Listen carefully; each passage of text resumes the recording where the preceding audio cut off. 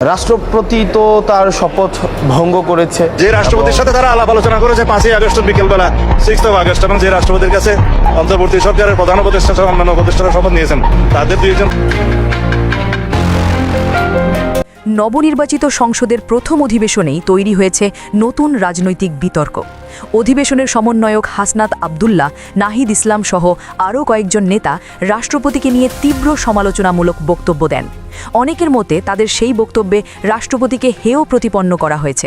আর এই ঘটনাকে ঘিরেই সামাজিক যোগাযোগ মাধ্যমে শুরু হয়েছে ব্যাপক উত্তেজনা, আলোচনা এবং সমালোচনা। এই ঘটনায় যখন রাজনৈতিক অঙ্গন উত্তপ্ত, ঠিক সেই সময় দেশের নবনির্বাচিত স্বরাষ্ট্রমন্ত্রী সালাউদ্দিন আহমেদ গণমাধ্যমে এক সাক্ষাৎকারে গুরুত্বপূর্ণ কিছু মন্তব্য করেন।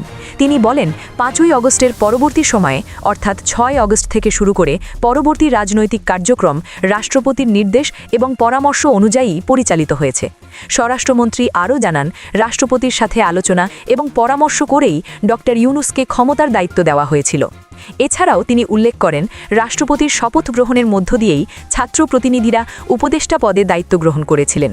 স্বরাষ্ট্রমন্ত্রীর ভাষায় দীর্ঘ প্রায় 18 মাস ধরে এই ছাত্র উপদেষ্টারা রাষ্ট্রপতির অধীনেই দায়িত্ব পালন করেছেন। সেই সময় রাষ্ট্রপতির পদত্যাগ বা অপসারণ নিয়ে কোনো প্রশ্ন তোলা হয়নি।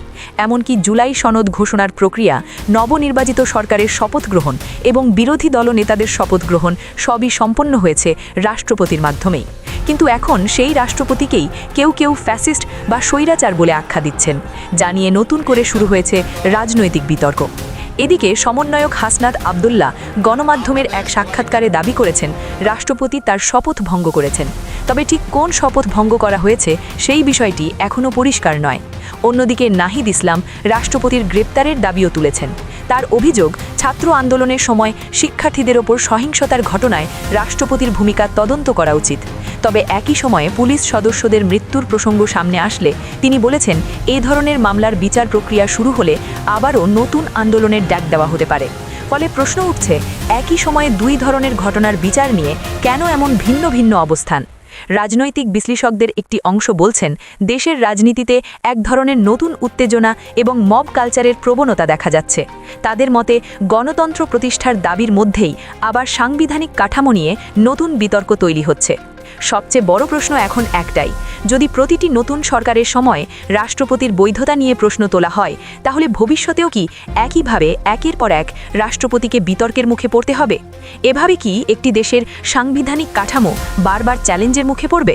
প্রিয় দর্শক, বর্তমান রাষ্ট্রপতির সাংবিধানিক বৈধতা নিয়ে যে বিতর্ক তৈরি হয়েছে, আপনি কি মনে করেন এই পরিস্থিতিতে তার দায়িত্ব পালন করা উচিত? আপনার মূল্যবান মতামত অবশ্যই কমেন্ট করে জানান।